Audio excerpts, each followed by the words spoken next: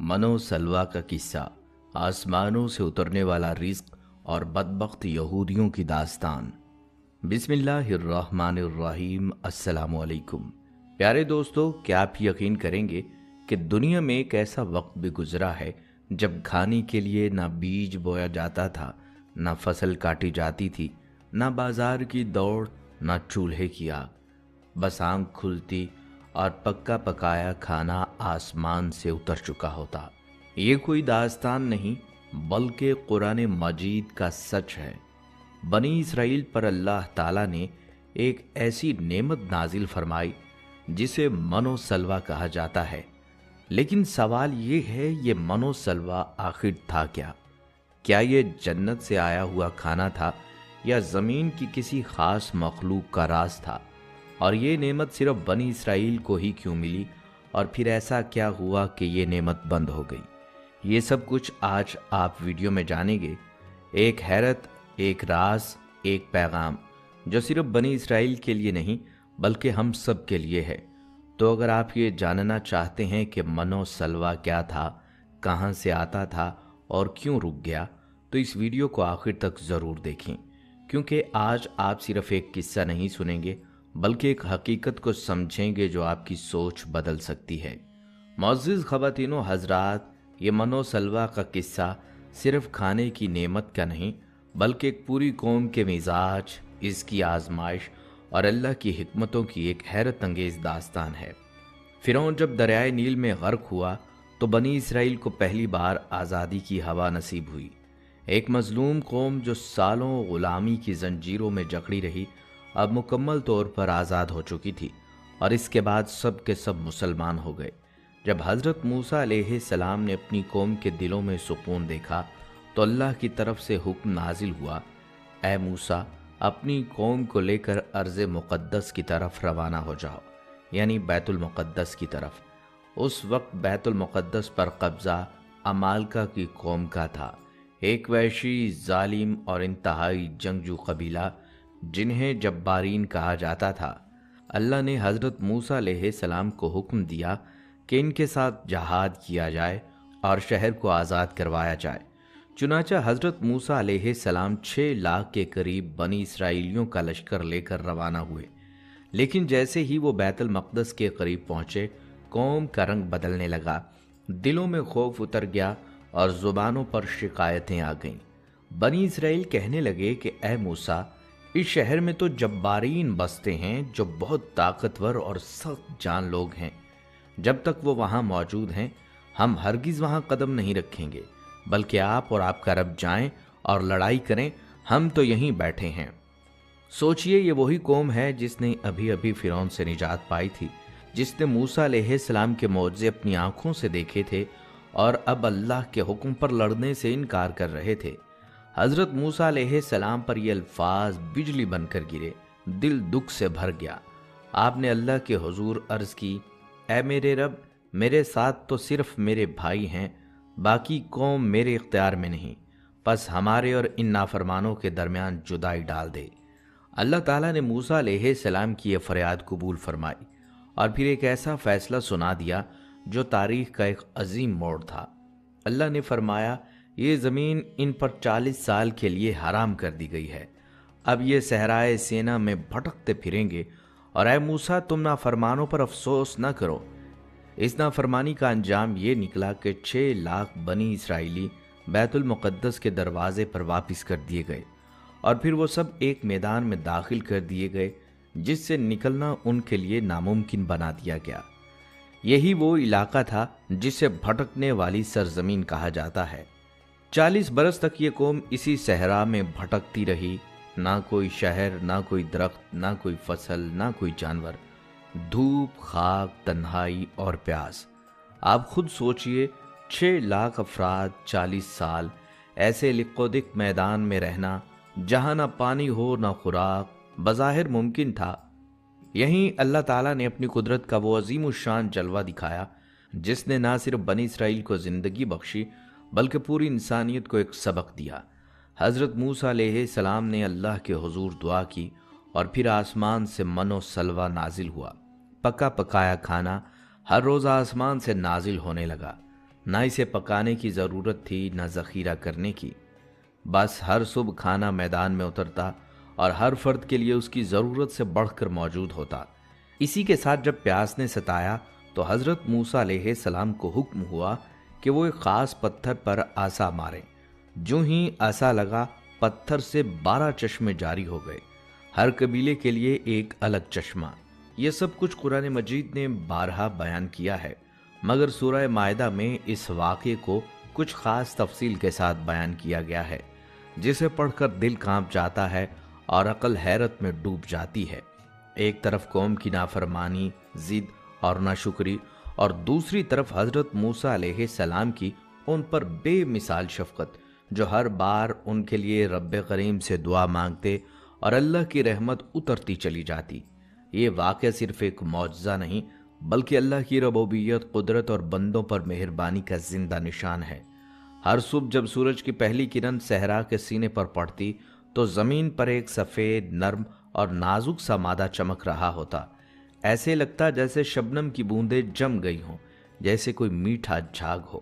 اور یہی تھا من، یعنی اللہ کی طرف سے نازل کردہ وہ عظیم نعمت جو ذائقے میں شہد سے بھی زیادہ میٹھی تھی اور توانائی میں کسی مکمل خوراک سے کم نہ تھی۔ یہ صرف کوئی میٹھا ذائقہ نہیں تھا، یہ وہ نعمت تھی جو جسم کو قوت دیتی، روح کو تسکین بخشتی اور بھوک کو مکمل ختم کر دیتی۔ اور جب شام ہوتی تو آسمان پر پرندوں کے غول نمودار ہوتے، جو بغیر کسی تھکن کے خود اتر آتے، جیسے فرشتے بھیج رہے ہوں۔ یہ پرندے نہایت نرم گوشت والے ہوتے، جنہیں سلوا کہا جاتا، یعنی بٹیر جیسی خوش ذائقہ مخلوق جنہیں بغیر کسی پیچیدہ تیاری کے بھی کھایا جا سکتا تھا، ایسا گوشت جو زبان پر رکھتے ہی گھل جاتا۔ قرآن مجید میں اس نعمت کو یوں بیان کیا گیا ہے، اور ہم نے تم پر من اور سلوا نازل کیا۔ ناظرین گرامی، یہ منظر صرف ایک کرشمہ نہیں، یہ اس رب کی قدرت کا اظہار تھا جو چاہے تو آسمان سے رزق اتار دے اور چاہے تو زمین کے خزانوں کو روک لے۔ ذرا تصور کیجئے، ایک قوم بیاباں میں بھٹک رہی ہو، نہ زمین زرخیز، نہ پانی کا کوئی چشمہ، نہ فصل، نہ زراعت، اور ان کے لیے روزانہ آسمان سے خوراک نازل ہو رہی ہو، نہ بیج بوئے، نہ ہل چلائے، نہ پکانے کی فکر، بس صبح کے وقت آنکھ کھلے اور اللہ کا رزق زمین پر موجود ہو۔ اور یہ سب ایک دن یا ایک ہفتے کے لیے نہیں، پورے 40 سال تک۔ مگر افسوس، جب انسان شکر گزار نہ رہے تو نعمت بھی آزمائش بن جاتی ہے۔ بنی اسرائیل نے اس ربانی رزق کو بھی معمولی سمجھا۔ انہوں نے حضرت موسیٰ علیہ السلام سے شکایت کی، کیا ہم ہمیشہ من و سلوا کھاتے رہیں گے؟ ہمیں دال، پیاز، سبزیاں، لہسن اور دوسری زمین کی چیزیں چاہیے۔ یہ سن کر موسیٰ علیہ السلام کو سخت رنج پہنچا۔ آپ نے فرمایا، کیا تم اس سے بہتر چیز چھوڑ کر گھٹیا چیزیں لینا چاہتے ہو؟ حضرت موسیٰ علیہ السلام کو بنی اسرائیل کی یہ بات سن کر بہت دکھ ہوا۔ وہ قوم جس نے سمندر کا سینہ چاک ہوتے دیکھا تھا، فرعون جیسے جابر کی لاش کو پانی میں تیرتے دیکھا، جس پر اللہ تعالیٰ نے من و سلوا جیسی آسمانی نعمتیں برسائیں، اب وہی قوم روٹی، دال، پیاز اور ترکاریوں کے پیچھے پڑ گئی تھی۔ حضرت موسیٰ علیہ السلام نے غصے میں، دکھ اور افسوس میں نہایت رنج سے کہا، کیا تم چاہتے ہو کہ اللہ کی دی ہوئی بہترین نعمت کو چھوڑ کر دنیا کی معمولی چیزیں لے لو؟ یعنی وہ من و سلوا جو تمہیں بغیر محنت کے مل رہا ہے، جو زمین سے نہیں آ رہا، جو آسمان سے اترتا ہے، جس میں اللہ کی قدرت کی جھلک ہے، برکت ہے، تم اس کو چھوڑ کر وہی مانگ رہے ہو جو ہر کسان کی زمین اگاتی ہے۔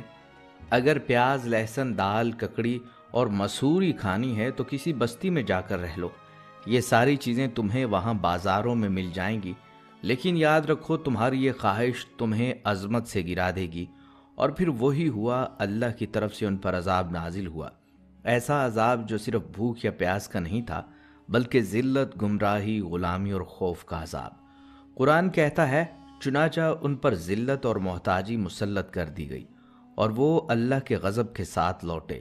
اب وہ قوم جسے اللہ نے آسمان سے رزق دیا تھا، اب وہ بستیوں کے دروازوں پر ہاتھ پھیلانے لگی۔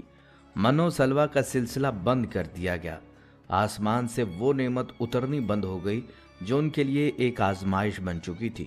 اب ان کے ہاتھ میں رہ گئی صرف وہی چیزیں جن کے لیے وہ شور کر رہے تھے۔ प्याज, लहसुन, दाल, मसूर, लेकिन उसमें ना वो मज़ा था, ना वो ताकत, ना वो बरकत। इधर हज़रत मूसा अलैहिस्सलाम दिल बर्दाश्ता हो चुके थे। उन्हें हुक्म मिला, अब तुम इनकी हर फरमाइश पर सब्र करो, क्योंकि ये कौम अभी मज़ीद नाफरमानियाँ करेगी और आजमाइशों में पड़ेगी। और फिर जैसे जैसे वक्त गुजरता गया, इस कौम ने मज़ीद नाफरमानियाँ की। पानी के मुतालबे पर पत्थर पर छड़ी मारने की फरमाइश, सोने के बछड़े की पूजा और वादों से मुसलसल इनहराफ। ये वाक़या हमें सिर्फ बनी इसराइल की कहानी नहीं सुनाता, ये हमें खबरदार करता है कि नेमत का इनकार सिर्फ नेमत की महरूमी नहीं लाता, बल्कि अल्लाह की नाराज़ी, दिल की सख्ती और ज़िल्लत को भी लेकर आता है। ये मनो सलवा सिर्फ एक खाने का नाम नहीं है, ये उस अज़मत की लामत थी जो सिर्फ शुक्रगुजारों को नसीब होती है। नाजरीन, मनो सलवा ये दो नेमतें ऐसी थी जो अल्लाह ताला ने बनी इसराइल पर बतौर ख़ास नाजिल फरमाई।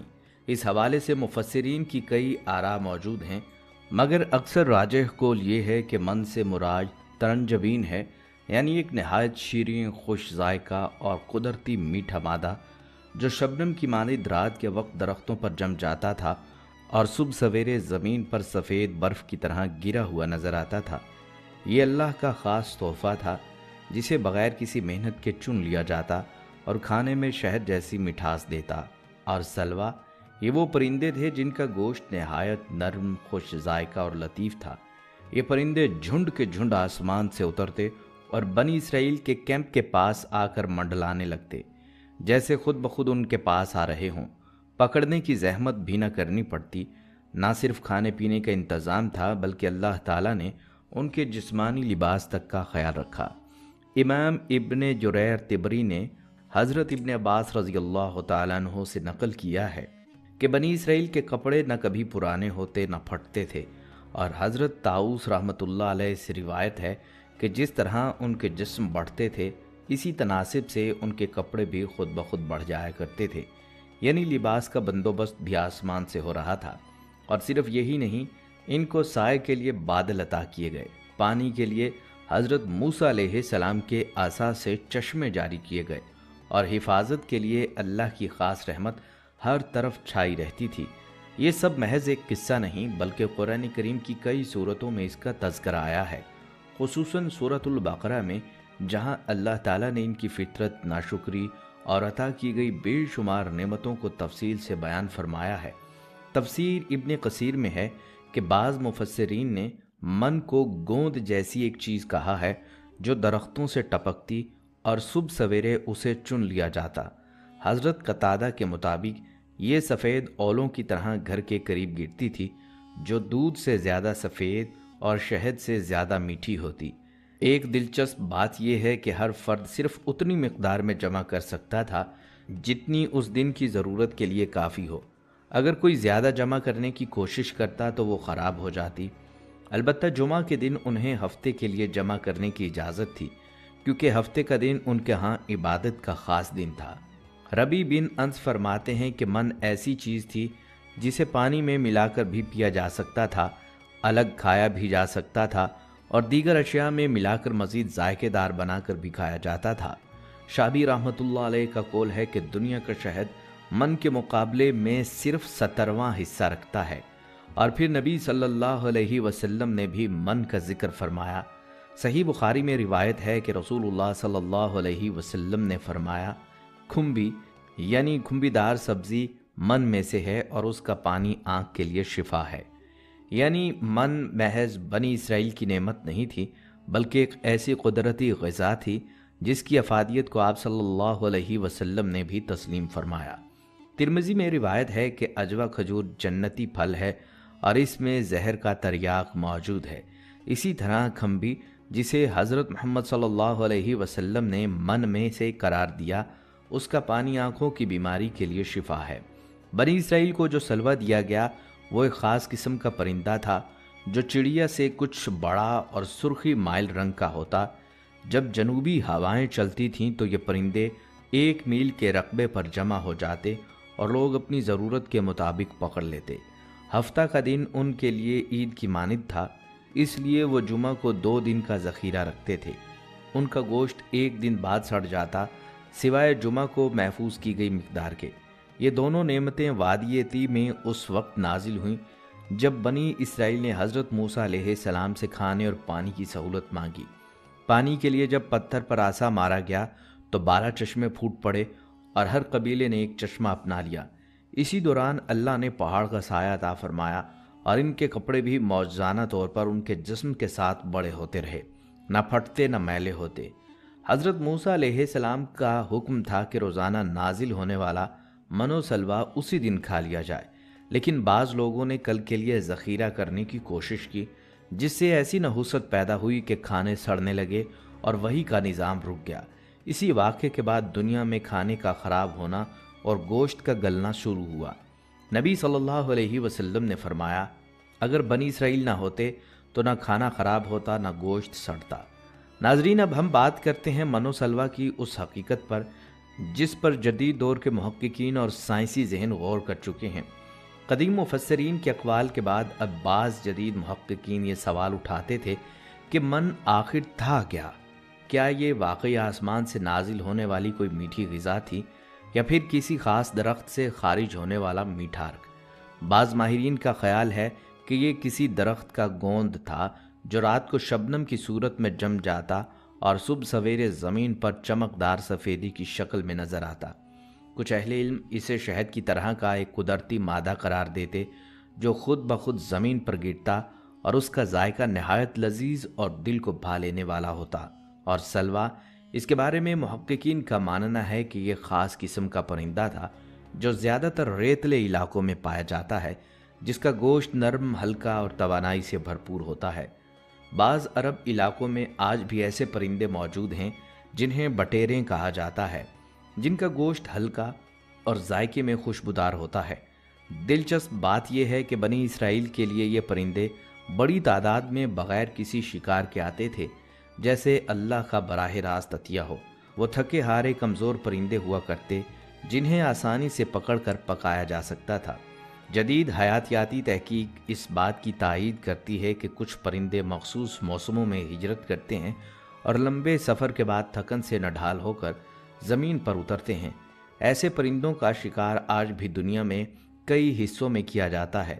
اسی بنیاد پر بعض اسکالرز کا کہنا ہے کہ سلوہ بھی ہجرت کرنے والے ایسے ہی پرندے تھے جنہیں اللہ نے بنی اسرائیل کی خوراک کے لیے مخصوص کر دیا تھا۔ یہ سب باتیں ہمیں اس عظیم نعمت کی وسعت اور حیرت انگیز حقیقت کی طرف لے جاتی ہے۔ من و سلوہ صرف خوراک نہیں، یہ اللہ کی طرف سے نازل ہونے والی ایک ایسی رحمت تھی جس کا مقصد صرف جسم کی نہیں بلکہ روح کی بھی تسکین تھا۔ ناظرین، سب سے حیرت کی بات یہ ہے کہ من آج بھی دنیا میں موجود ہے۔ جی ہاں، یہ کوئی محض قصہ کہانی یا ماضی کا راز نہیں، بلکہ آج بھی مشرق وسطیٰ کے کچھ خطوں میں من جیسی نعمت دیکھی جا سکتی ہے۔ فلسطین، لبنان، عراق، ایران اور شام کے کچھ شمالی علاقوں میں ایسے درخت پائے جاتے ہیں جن سے صبح کے وقت ایک میٹھا سفید یا سنہرا گاڑھا مادہ ٹپکتا ہے۔ یہ درخت جب ٹھنڈی ہوا یا رات کی شبنم سے گزرتے ہیں تو ان کے پتوں یا تنوں سے من جیسا ایک عرق باہر آتا ہے، جسے مقامی لوگ بڑی عقیدت سے جمع کرتے ہیں اور اسے خشک کر کے یا تازہ حالت میں استعمال کرتے ہیں، بالکل شہد کی طرح۔ جغرافیائی طور پر یہ علاقے ماضی کے اسی ارض مقدس کے قریب ہیں جہاں بنی اسرائیل نے اپنے سفر کیے تھے۔ آج بھی عراقی شہر موصل کے قریب اور ایران کے کردستانی خطے میں بعض درختوں پر قدرتی من دیکھا جا سکتا ہے۔ سائنسدانوں کے مطابق یہ مادہ درختوں کے مخصوص اقسام، خاص طور پر تمر ہندی یا اکاسیا سے خارج ہونے والا گوند ہے، جسے رات کی نمی اور فضا میں موجود بیکٹیریا سے عمل کشید کے بعد ایک خاص قسم کی شیریں جھلی میں بدل دیا جاتا ہے۔ تاریخی حوالوں سے محققین کا یہی کہنا ہے کہ من وہی ہو سکتا ہے جس کا ذکر قرآن اور بائبل دونوں میں کیا گیا، اور مقامی لوگوں کی روایات کے مطابق ان کے بزرگ بھی اس میٹھی چیز کو آسمانی رزق کہا کرتے تھے۔ اگر اس منظر کو آپ اپنی آنکھوں سے دیکھیں تو صبح کی خاموش فضا میں درختوں کے پتوں پر چمکتی ہوئی سفید بوندیں جیسے قدرت کے کسی راز کو ظاہر کر رہی ہوں، اور مقامی افراد ان بوندوں کو نہایت احتیاط سے چنتے ہیں اور انہیں مٹی سے بچاتے ہیں، اور جیسے ہی سورج کی پہلی کرن لگتی ہے وہ جھلی فوراً غائب ہو جاتی ہے۔